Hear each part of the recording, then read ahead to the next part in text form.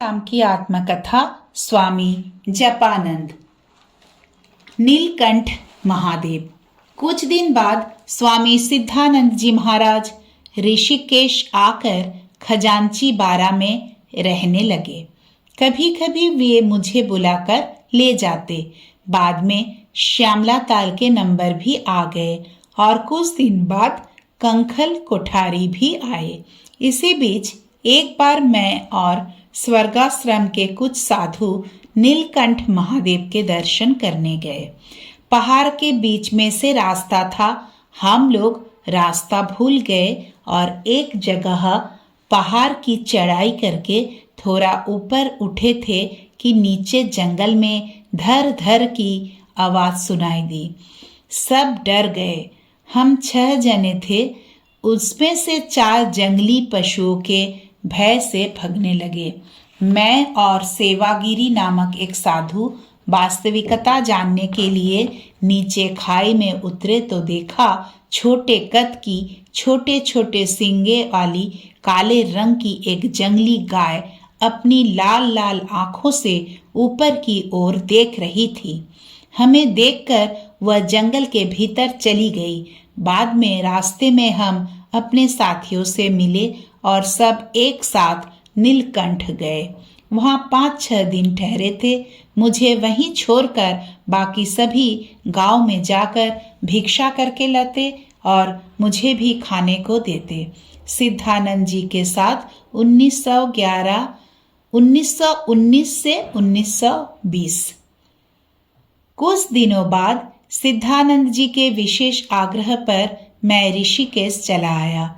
खजांची बारा का एक कमरा मेरे लिए छोड़ दिया गया था।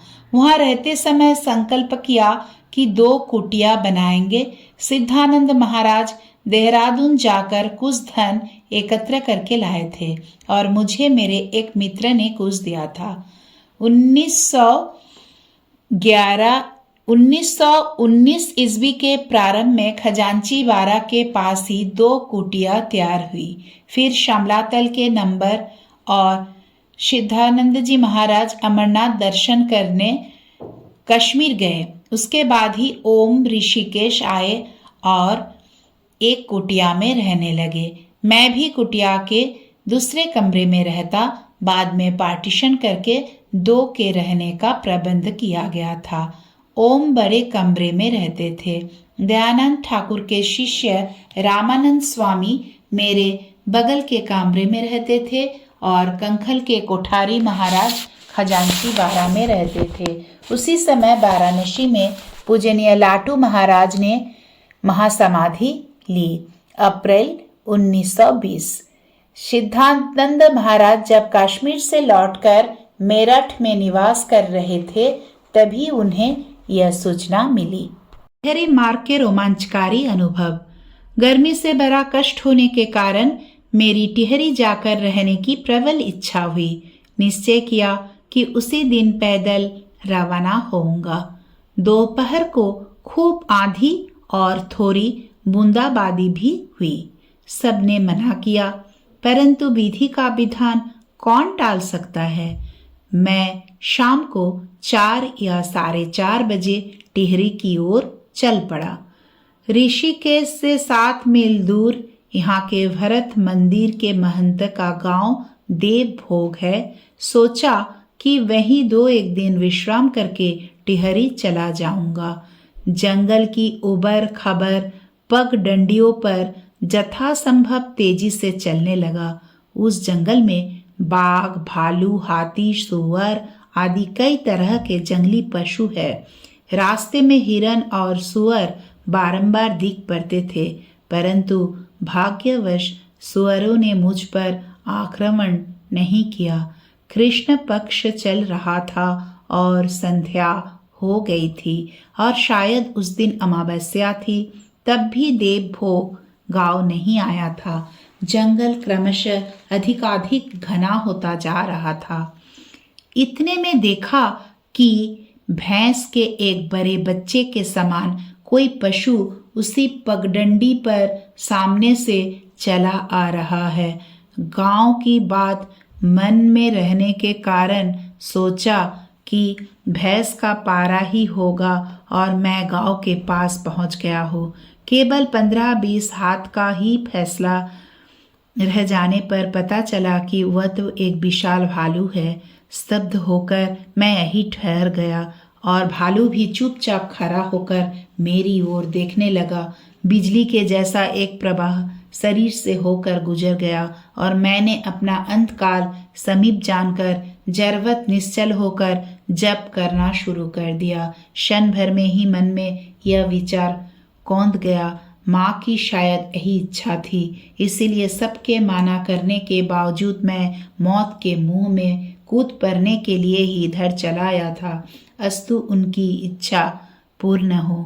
क्षण भर में ही मन के भीतर यह विचार उदित हुआ और मैं मृत्यु के लिए तैयार होकर खड़ा हो रहा। सोच रहा था बस अब यह आक्रमण करने ही वाला है। उस समय मन में सूक्ष्म रूप से ऐसा विचार आने के कारण मृत्यु का भय दूर हो गया था। मैं नाम जप और स्मरण करता रहा, परंतु भालू ने कुछ भी नहीं किया और सहसा ही उसने रास्ता छोड़ दिया और दौड़कर जंगल की ओर चला गया।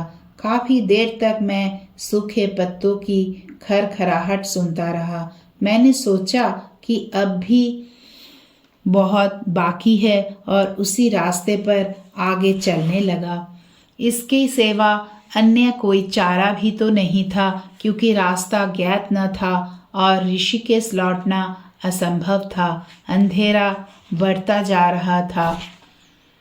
बाघ की गर्जन, हिरणों का दिखना और सियारों का चिल्लाना यह सूचित कर रहा था कि स्थान भयानक है।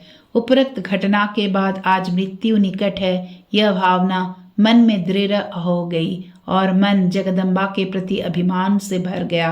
अब भी उनके दर्शन नहीं हुए हैं। गुरु के रूप में उनका आशीर्वाद अभी तक फलीभूत नहीं हुआ है और मेरा शरीर नष्ट होने ही वाला है। माँ, क्या मुझे ईश्वर का दर्शन होगा? मेरी इस कातर प्रार्थना पर श्री माँ ने मेरे सिर पर हाथ रखकर आश्वासन देते हुए कहा था, अवश्य होगा बेटा।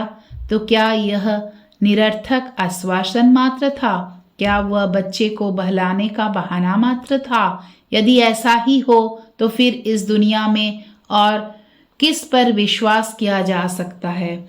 यदि उस वाक्य का ऐसा अर्थ हो रहा है कि दर्शन तो होगा इस जन्म में नहीं तो अगले में, क्योंकि इसी जन्म में दर्शन होगा, ऐसा तो उन्होंने कहा नहीं था, तो फिर क्या मैं समझूं कि माँ ने सरल सत्य न कहकर वक्र सत्य कहा था? वह प्रार्थना करते समय मेरे मन का भाव इसी जन्म के बारे में था, दूसरे जन्म की बात उसमें न थी। यह बात तो अत्यंत साधारण व्यक्ति भी समझ सकता है और श्री माँ यह न समझे, ऐसा तो हो ही नहीं सकता। अभिमान आदि भावों का तूफान हृदय को आलोड़ित करने लगा। जय श्री रामकृष्ण।